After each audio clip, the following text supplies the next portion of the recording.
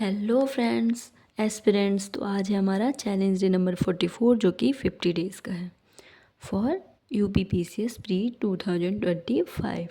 तो अभी 12 अक्टूबर को एग्ज़ाम है। ऑलमोस्ट आज 10 तो कंप्लीट हो ही चुका है। मे बी कुछ लोग सफ़र में होंगे, कुछ लोग कल जल्दी स्टार्ट करेंगे क्योंकि मॉर्निंग में तो अटेंड ही करना है परसों जो है ना। तो अभी टाइम नहीं बचा है रिवीजन का। वैसे तो मैं जो लेटेस्ट क्वेश्चंस हैं एक रिमाइंड कर देती हूँ। आई थिंक मुझे ये ना 5 डेज बिफोर करना चाहिए था, बट मैं कोशिश करूँगी अभी 2022-23 में जो लेटेस्ट क्वेश्चंस आए थे उससे रिवीजन करवा देती हूँ ताकि आपका एक रिवीजन भी हो सके। तो 2022 में ये क्वेश्चन आया था कि लोकसभा का जो इलेक्शन है वो कौन सा मतलब एडिशन था, मतलब 18th 20th 17th 1st 7th 13 और किस ईयर में हुआ था। तो इसमें यह था कि कौन सा इनकरेक्ट है, ऐसा पूछा गया था। तो जो 11th था वो 1996 में हुआ था, 13 जो है वो 1919 में हुआ था और 9th जो है वो 1989 में हुआ था। जो हमारा बी है 7th, ये गलत था, ये हुआ था 1980 में। ये 2022 में क्वेश्चन आया था। ये लोकसभा से रिलेटेड क्वेश्चंस हैं। जो भी लोकसभा की फर्स्ट फीमेल स्पीकर 2023 में आया था जो कि थी मीरा कुमार। लोकसभा के फर्स्ट अध्यक्ष, भारतीय लोकसभा के फर्स्ट अध्यक्ष आया था तो वो कौन थे? श्री गणेश वासुदेव मावलंकर। ये 2022 में आया था क्वेश्चन, ये भी लेटेस्ट है। प्रोटेम स्पीकर जो होता है उसके बारे में था कि प्रोटेम स्पीकर कौन होता है, ये 2017 में आया था। तो इसके लिए था कि नवनिर्वाचित लोकसभा के वरिष्ठतम एल्डर, मतलब सबसे ओल्डेस्ट सदस्यों में से एक को प्रोटेम स्पीकर बनाया जाता है। एक क्वेश्चन यूपीएससी में आया था 2022 में आईएएस में कि लोकसभा के उपाध्यक्ष के लिए कुछ पॉइंट्स दिए गए थे। जैसे था कि लोकसभा के कार्य पद्धति और कार्य संचालन नियमों के अनुसार उपाध्यक्ष का निर्वाचन उस तारीख को होगा जो अध्यक्ष नियत करेगा। तो सही बात है, आपको भी पता है पहले प्राइम मिनिस्टर का जो है वो चुनाव कर लिया। प्राइम मिनिस्टर इलेक्ट हो जाते हैं प्रेसिडेंट के थ्रू। आफ्टर पीएम जो है वो सेलेक्ट करते हैं कि कौन चेयरमैन होगा, वाइस चेयरमैन, ये सभी लोग मिलके करते हैं ना। तो ये वाला करेक्ट था। फिर था कि यह आज्ञापरक उपबंध है कि लोकसभा के उपाध्यक्ष के रूप में किसी प्रतियोगी का निर्वाचन या तो मुख्य विपक्षी दल से या शासक दल से होगा। तो ये तो गलत था, आपको भी पता होना चाहिए। ये ऐसे कि संविधान के कॉन्स्टिट्यूशन में आर्टिकल 93 में बोला गया लोकसभा जो है यथाशीघ्र अपने 2 सदस्यों को अपना अध्यक्ष और उपाध्यक्ष चुनेगी। जब जब अध्यक्ष या उपाध्यक्ष का पद रिक्त होता है तब लोकसभा किसी अन्य सदस्य को यथास्थिति अध्यक्ष या उपाध्यक्ष चुनेगी। लोकसभा के निर्वाचित सदस्यों द्वारा अपने में से किसी एक सदस्य को अध्यक्ष तथा एक अन्य सदस्य को उपाध्यक्ष निर्वाचित किया जाता है। उससे लेकिन मुख्य विपक्षी दल या शासक दल का होना आवश्यक नहीं है, इसके लिए कंडीशन फुलफिल नहीं होती है। लेकिन लोकसभा का अध्यक्ष शासक दल गठबंधन उपाध्यक्ष विपक्षी दल से चुना जा रहा है। अभी 17th में जो है रिक्त रहा था लोकसभा में उपाध्यक्ष का पद, इसलिए उस हिसाब से सेकंड पॉइंट ठीक नहीं था। थर्ड करेक्ट था। थर्ड में ऐसा था कि सदन की बैठक की अध्यक्षता करते समय उपाध्यक्ष की शक्ति वैसी ही होती है जैसे अध्यक्ष की और उसके निर्णयों के विरुद्ध कोई अपील नहीं की जा सकती। जैसे मैंने बताया था अगर प्रेसिडेंट नहीं है तो वाइस प्रेसिडेंट, वाइस प्रेसिडेंट नहीं है तो फिर उनके जो इलेक्ट होते हैं, वैसे ही इसमें चेयरमैनशिप में भी चीज़ें चलती हैं। और क्वेश्चंस देख लेते हैं न्यू जो लास्ट ईयर PYQ में आए थे। अब मैं एक बता देती हूँ आपको, जो है किस वर्ष लोकसभा में महिला सांसदों की संख्या सबसे मिनिमम थी, मतलब अभी तक में, तभी ये क्वेश्चन था। तो 1977 जो था वो ईयर जो था वो महिला की सबसे कम संख्या थी। एक क्वेश्चन मैंने कई बार देखा है BPSC में भी, UPPCS में भी, UPSC में भी, कि आता है कि राज्यसभा को हटाने की, मतलब जैसे डिसेबल करते हैं, राज्यसभा को विघटन की जो पावर है वो किसके पास है। तो इसमें कंफ्यूज नहीं होना है, राज्यसभा कभी भी विघटित नहीं होती है ना। 1/3 मेंबर हमेशा सेलेक्ट होके 2 ईयर में आते हैं, लेकिन उसका विघटन नहीं होता है, ये बिल्कुल याद रहना है। संसद को राज्य सूची के विषय पर कानून बनाने की शक्ति जो है वो आर्टिकल 249 में है। राज्य सूची विषय पे कानून बनाने। राज्यसभा का लोकसभा के साथ, राज्यसभा और लोकसभा का जनरली आपने देखा होगा, जैसे लोकसभा के पास पावर है मनी बिल की, राज्यसभा के पावर भी हैं कुछ, लेकिन ऐसे कौन सी पावर है जो सेम है, तो वह है कॉन्स्टिट्यूशनल अमेंडमेंट। संविधान का जो अमेंडमेंट किया जाएगा, संशोधन, वो पावर समान है। संसद का निर्माण किससे होता है? Lok Sabha plus Rajya Sabha plus president. किसी भी एक के ना होने पर वो पार्लियामेंट नहीं माना जाएगा, पार्लियामेंट का वो पार्ट होता है। फिर होता है न्यायालयों की और ये भी पता होना चाहिए कि जो लोकसभा या राज्यसभा के चेयरमैन हैं, इनके वोट की वैल्यू कब होती है? जब भी वोटिंग पावर उस हाउस में होती है, वोटिंग इक्वल हो जाए, अपोजिशन मतलब अगर कोई एक दोनों पक्ष की तरफ वोटिंग अगर इक्वल हो जाएगा, तब जो है चेयरमैन डिसाइड करता है अपना वोट देकर कि किस पक्ष को स्ट्रॉन्ग बनाना है ना, तभी इनको वोटिंग पावर है, अदरवाइज ये वोटिंग नहीं करते हैं।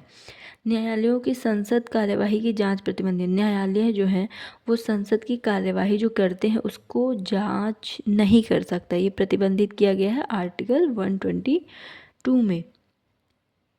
ये भी क्वेश्चन आया हुआ है यूपी में ही, मेंस में आया हुआ है, यूपी UDA IDA स्पेशल में, मेंस में। एक और क्वेश्चन था UPSC का था कि किनको लोकसभा और राज्यसभा दोनों के निर्वाचन में मतदान का अधिकार है, तो वो है राज्य विधानमंडल के निम्न सदन के निर्वाचित, नॉट नॉमिनेटेड, इलेक्टेड, निर्वाचित सदस्य, ठीक है, मनोनीत हो जाते हैं वो, नॉमिनेटेड हो जाते हैं। फिर 2017 में एक क्वेश्चन था UPPCS का कि संसद सदस्यों का सामूहिक विशेषाधिकार नहीं है, तो साक्षी के रूप में उपस्थिति से स्वतंत्रता।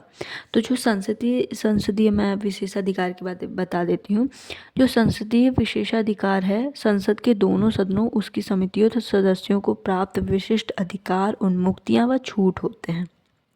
इन्हें दो पार्ट में डिवाइड किया जाता है। वे जो संसद के प्रत्येक सदन द्वारा सामूहिक रूप में प्रयोग किए जाते हैं, वे जो व्यक्तिगत रूप से संसद सदस्यों द्वारा उपभोग किया जाता है, मतलब एक ग्रुप में यूज़ किया जाता है और एक इंडिविजुअली यूज़ किया जाता है। संसद के प्रत्येक सदन द्वारा सामूहिक रूप से प्रयोग किए जाने वाले विशेषाधिकार निम्न है: अपनी बहस और कार्यवाही के प्रकाशन को रोकने का विशेषाधिकार, सदन से अपरिचितों को बाहर रखने तथा विशिष्ट विषयों पर चर्चा हेतु गुप्त बैठक करने का अधिकार, अपनी स्वयं की प्रक्रिया व आंतरिक विषयों व्यवसाय के संचालन तथा उन्हें विनियमित करने का विशेषाधिकार, किसी सदस्य की गिरफ्तारी, निरोध, सजा, कारावास या रिहाई की तत्काल सूचना प्राप्त करने का विशेषाधिकार। ये सारी इनकी पावर्स हैं, विशेषाधिकार है। जैसे आपके अंडर में कोई चीज़ है कि सिर्फ ही आप कर सकते हैं, तो उससे रिलेटेड आप जो है इम्पॉर्टेंट डिसीजंस लेते हैं। और भी क्वेश्चन बता देती हूँ, रिवीजन हो जाएगा फास्ट। क्वेश्चन बहुत इंपॉर्टेंट मुझे लगता है 0R, जिसमें लोग कंफ्यूज हो जाते हैं। तो जो 0R होता है वो औपचारिक रूप से नहीं है, मतलब कॉन्स्टिट्यूशन में कहीं भी शो नहीं किया गया है, बट ये जो है भारतीय शून्यकाल जो है 0R जो है विशिष्ट भारतीय संसद पार्लियामेंट का एक इम्पॉर्टेंट पार्ट बन चुका है। जनरली इसमें सडनली पब्लिक से रिलेटेड कुछ इम्पॉर्टेंट टॉपिक पे बात करने के लिए इस चीज़ को बनाया गया है। कभी कभी क्या होता है, सडन चेंजेस आवश्यक हो जाते हैं उसके लिए। तो लोकसभा में जो प्रश्नकाल लोकसभा में प्रश्नकाल का समय जो उसे शून्यकाल कहते हैं, अवधि 1 आवर की होती है, 12 PM to 1 PM होती है। राज्यसभा में भी सेम टाइमिंग था, बट 2014 में एक बात बोली गई कि 11 AM पे जो है जिस चीज़ पे डिस्कस करना है उसको बताना पड़ेगा। तो इसी चीज़ को फिर वो 2 आवर में चेंज हो जाता, तो उसी को कन्वर्ट करके यहाँ पे राज्यसभा में जो है वो 11 AM to 12 PM हो चुका है। 1 आवर का यहाँ भी है। फिर बात करते हैं संसद की संयुक्त बैठक, संसद पार्लियामेंट की ज्वाइंट मीटिंग, सिटिंग। तो हमने डिटेल से बात किया था संसद की जो है ज्वाइंट सिटिंग के बारे में कि कब कब नीड होती है। तो इसकी जो बात है, क्वेश्चन में पूछा था कि ये कौन से आर्टिकल में, आर्टिकल 109 दिया था बट वो रॉन्ग था। आर्टिकल 108 में संसद के संयुक्त बैठक की बात की गई है। आर्टिकल 110 में आपको याद होगा मनी बिल के बारे में बात किया गया है। आर्टिकल 118 में जो है ज्वाइंट सिटिंग की जो अध्यक्षता है, चेयरमैनशिप कौन करेगा? लोकसभा का स्पीकर करेगा।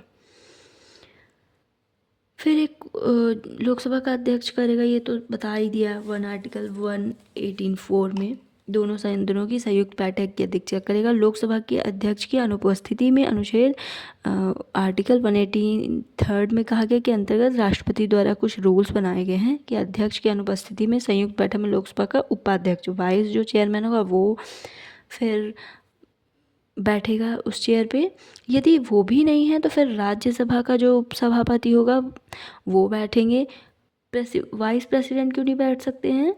ये याद रखना है कि वाइस प्रेसिडेंट ना तो लोकसभा के मेंबर हैं ना राज्यसभा के मेंबर हैं, इसलिए वो एलिजिबिलिटी नहीं रखते हैं ज्वाइंट मीटिंग की सीटिंग करने के लिए।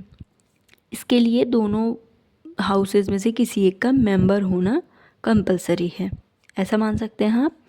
फिर आता कि भारत में संसद के दोनों सदन, बता दिया है मैंने आपको। ये IAS के क्वेश्चन में भी आया था।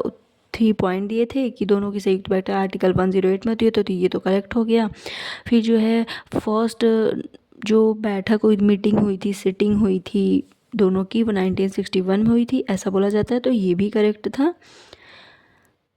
क्यों? क्योंकि दहेज निरोधक विधेयक बिल जो है पास हुआ था उसके लिए। और फिर एक और उसमें ऑप्शन था कि भारतीय संसद के दोनों सदनों की संयुक्त बैठक बैंक सेवानिवृत्ति बिल को पारित करने के लिए हुई थी, तो नहीं। हाँ, मतलब ये इसी के लिए चीज़ें की गई थी।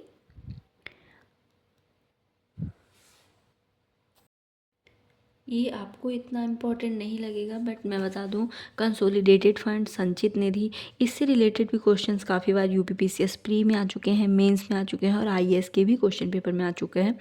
जो हमारा कंसोलिडेटेड फंड है, संचित निधि है, जिसकी बात जो है आर्टिकल 112 जो है के पार्ट 3 में बात की गई है। इस पे कौन कौन से एक्सपेंसेस किए जाते हैं? तो जनरली जितने भी इम्पॉर्टेंट स्टेटस है, पद है भारत में, उनका तो स्पेशली, जैसे प्रेसिडेंट के सारे भत्ते, पेंशन या फिर उनका जो पेमेंट है, वो राज्यसभा के सभापति, उपसभापति, चेयरमैन, वाइस चेयरमैन, लोकसभा के स्पीकर, है ना, सुप्रीम कोर्ट के जस्टिस, हाई कोर्ट के जस्टिस, CJI वगैरह, ये भी हो गए, कंट्रोलर एंड ऑडिटर जनरल, इनकी भी जो है पेंशन और पेमेंट जो है वो कहाँ? कंसोलिडेटेड फंड से आती है। एक क्वेश्चन आता है कि जो हमारे वाइस प्रेसिडेंट हैं, उपराष्ट्रपति हैं, उनको पेंशन क्या कंसोलिडेटेड फंड से दी जाती है? तो डायरेक्टली क्वेश्चन का आंसर होगा नहीं, बट ये किस रूप में दी जाती है? क्योंकि ये राज्यसभा के सभापति के रूप में दी जाती है, इसलिए डायरेक्टली उपराष्ट्रपति या वाइस प्रेसिडेंट नाम ना लेके राज्यसभा के सभापति रूप में होता है। इसलिए जब भी ये पूछा जाता है कि लोकसभा के वाइस प्रेसिडेंट को मिलता है, तो उसके लिए वो आंसर करेक्ट नहीं होता है। फिर है धन विधेयक भारत के संविधान के किस अनुच्छेद में परिभाषित किया गया है? तो है आर्टिकल 10 में। ओके एस्पिरेंट्स, तो आपकी टेंशन ना बढ़ाते हुए आपने जो भी रिवीजन किया है उसके लिए बेस्ट ऑफ लक। कल भी आप थोड़ा बहुत रिवीजन कर सकते हैं। For today thank you so much. फिर हम आफ्टर 12 अक्टूबर कंटिन्यू अच्छे से क्लासेस करेंगे। ज्वाइन करें और आप ज़्यादा से ज़्यादा और सब्सक्राइब करें। Thank you.